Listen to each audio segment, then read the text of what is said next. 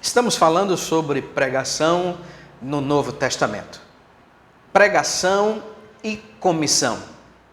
Pregação no Novo Testamento pressupõe comissão.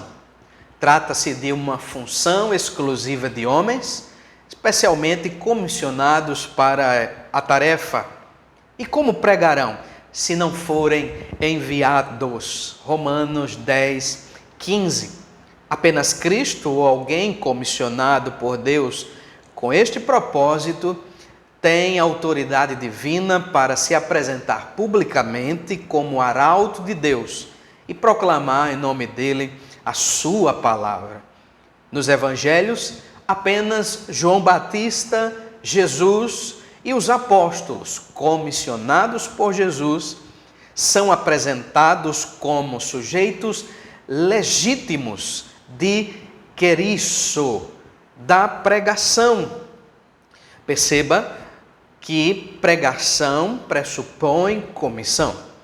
E talvez você esteja me perguntando por conta deste tópico, em que a pregação é função exclusiva dos homens. Sim, no Novo Testamento, a pregação era exclusivamente designada aos homens. Nós vemos nas páginas do Novo Testamento que apenas homens eram legítimos pregadores, por isso comissionados por Deus.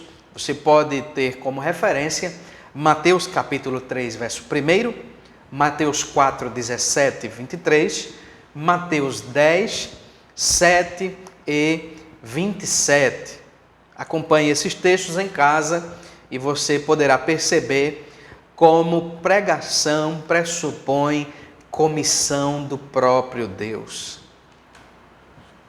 A função essencial dos ministros da palavra no Novo Testamento, em todos os casos autorizados, mencionados no Novo Testamento, a pregação é claramente a função essencial desses oficiais.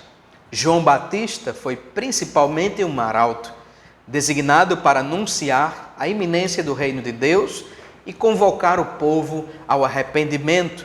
Você pode achar a referência de Marcos, capítulo 1, verso 2 a 4.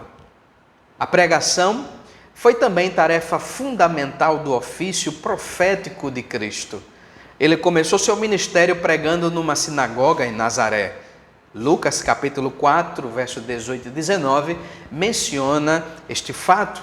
Jesus percorreu cidades, vilas e povoados, pregando e ensinando a Torá, a palavra de Deus, o Antigo Testamento. Ele foi comissionado para pregar. Lucas capítulo 4, verso 43.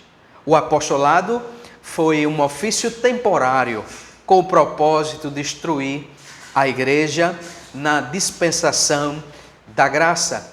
Então, uma função principal dos ministros da palavra é a pregação da palavra. Hoje em dia nós vemos uma séria distorção disto, quando o pastor da igreja, que é o legítimo pregador da congregação, ele faz qualquer outro trabalho que não o da palavra de Deus, o da pregação da palavra de Deus. É muito comum encontrarmos hoje pastores construtores, pastores versados na administração eclesiástica, pastores missionários, mas pastores são pregadores. A primeira função dos pastores, do pregador, é pregar a palavra. Então, como pregadores, os pastores devem manter em dia a sua leitura da Bíblia e devem se esmerar na preparação dos sermões.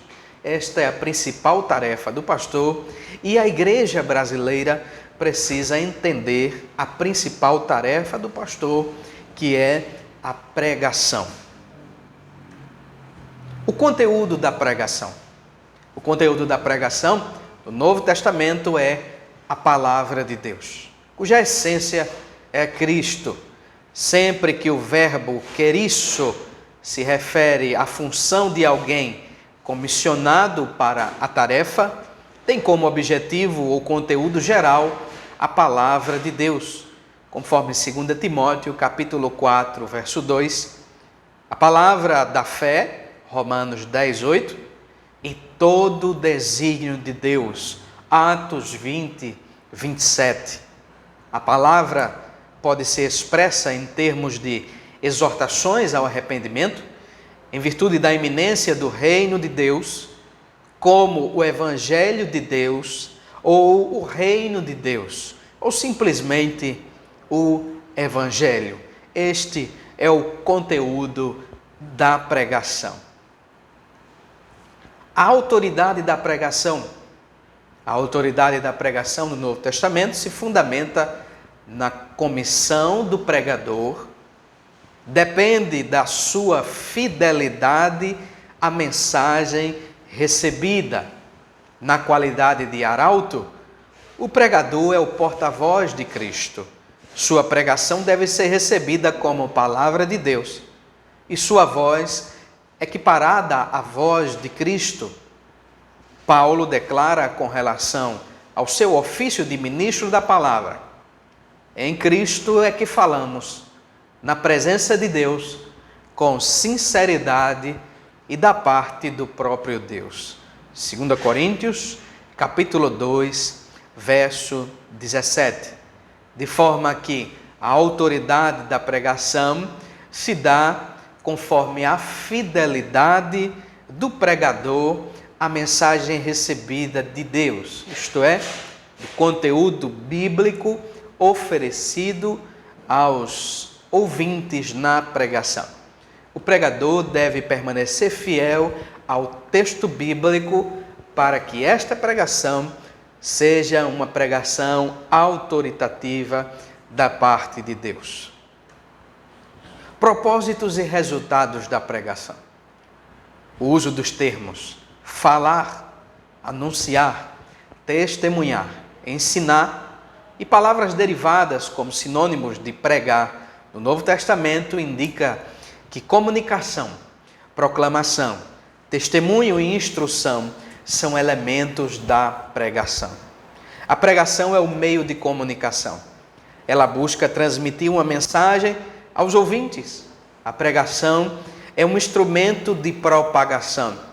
Ele pretende publicar a vontade de Deus de modo que se torne conhecida. A pregação é testemunho. O pregador não é um mero preletor. Ele está profundamente envolvido e comprometido com as verdades que prega. Pregação também é instrução. Ele pretende demonstrar, informar, ensinar aos ouvintes as verdades bíblicas. Eficácia da pregação. A eficácia da pregação no Novo Testamento não depende da eloquência de palavras, de linguagem persuasiva, de sabedoria ou capacidade humana. Depende sim da fidelidade do pregador em não adulterar ou mercadejar a palavra de Deus. Depende da capacidade divina para a tarefa. E depende também da obediência de fé da parte dos ouvintes. Depende essencialmente da obra iluminadora do Espírito Santo. É o Espírito Santo quem confere poder à pregação. É Ele quem escreve a mensagem no coração dos ouvintes.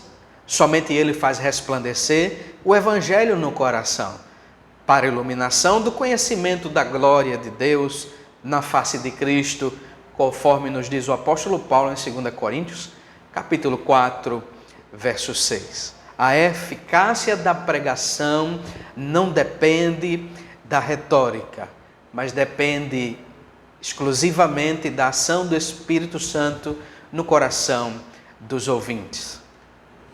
Continuamos no próximo vídeo, o próximo tópico sobre definição de pregação de acordo com o ensino no Novo Testamento. Nos vemos daqui a pouco.